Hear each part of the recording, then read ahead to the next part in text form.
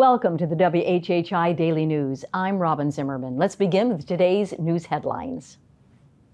The work being done by Safe Harbor Marinas along the waterfront of Port Royal has a number of cranes in the water and a number of residents complaining at town meetings. Safe Harbor bought the 2 miles of waterfront property for $20 million almost 2 years ago with the goal of creating a world-class marina and waterfront housing.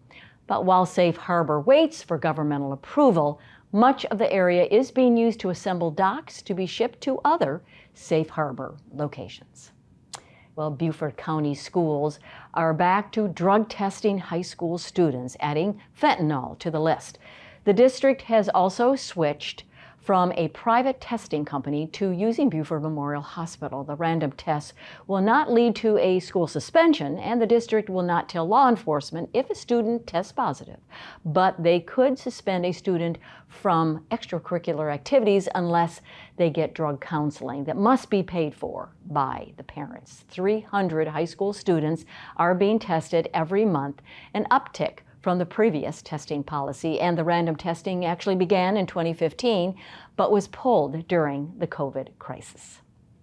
Well, the Island Packet is reporting that 3 Beaufort County school teachers who live on Daufuskie Island are not being allowed to catch a ride to their jobs in Hilton Head schools with the same Hag Point ferry that brings 15 to 20 students from Daufuskie to Hilton Head every morning.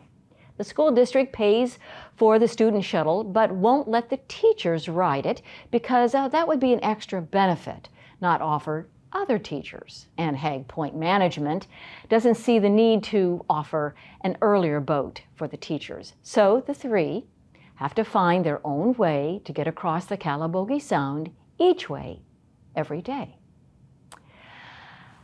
The Burton Fire District is taking the lead in helping us fighting the opioid epidemic that it has had to battle for years. The fire department has now become a distributor of Narcan nasal spray that can save overdose victims and is also training those who want to use Narcan in the proper techniques of applying it. Firefighters say the training is very much like the CPR and first aid training and invites your group to contact the Burton Fire Department to set up a class. Burton firefighters have responded to nearly 3 dozen overdose cases this year, more than all of last year. And finally, the success of the Savannah Bananas baseball team has them expanding their schedule for next season to include 6 major league ballparks among their 25 road trips. Besides playing home games at Grayson Stadium that will get 1,000 more seats by next spring, and the Bananas will visit the big league parks in Houston, Boston, Washington, Cleveland, Philadelphia, and Miami. And after the Miami games, will board a cruise ship for the Bahamas. For more information on these stories and many more, please check out the media sources listed on your screen.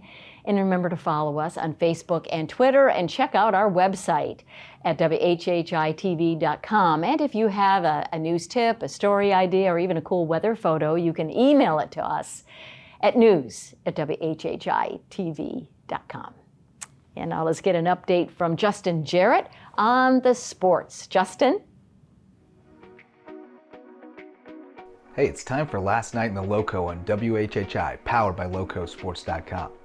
We all know tons of golf talent has long sprouted from the Lowcountry, and the ladies of the Lowco Lynx have been showing out lately.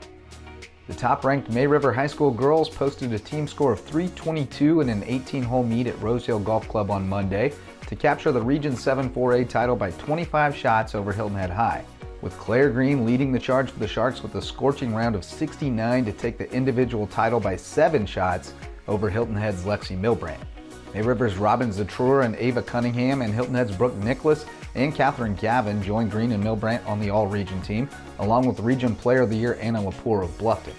The USCB Sand Sharks are also coming off a strong outing in which Ashley Mead earned the 4th title of her collegiate career with a 5 over 218 and a 4-shot win at the Patsy Rendleman Invitational in North Carolina. The Sand Sharks finished 3rd among 11 teams. Hilton Head High's girls tennis team swept past James Island on Monday to improve to 7-1 in region play, and the Seahawks get a chance to avenge the one loss this afternoon when they host frontrunner Lucy Beckham in a key clash. And Bluffton's Erlon Baker placed second in the boys red division at the Wendy's Invitational Cross Country race on Saturday with a time of 16:09, helping the Bobcats edge Hilton Head High for 6th place. J.D. Gilman was 10th overall to lead the Seahawks. For Lowco Sports and WHHI, I'm Justin Jarrett. Until next time, go Lowco. Thank you, Justin. And now an update on this beautiful weather. Maria?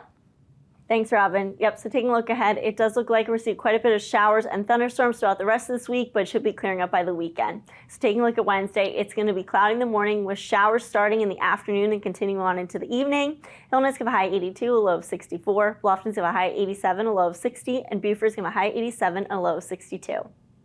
The sunrise for Wednesday is going to be at 7:24 and sunset's going to be at 6:55. Looking at the beach tides, high tide's going to be at 7:34 a.m. and low tide's going to be at 2:46 p.m. Taking a look into the rest of the week and into the weekend, Thursday is going to be scattered showers in the morning, and it's going to be cloudy and windy throughout the afternoon and going into the evening. Highs in the 70s, lows in the 60s. Come Friday, it's going to be partly cloudy with scattered showers and thunderstorms throughout the afternoon and continuing on into the evening again. Highs in the 70s, lows in the 60s. And then come Saturday, it's going to be sunny to partly cloudy with highs going up into the 80s and lows in the 70s. That's it for today. Let's send it back to the desk. Thanks, Maria. Coming up next, we'll get an update on the bond referendum. The vote will be in November. Stay tuned.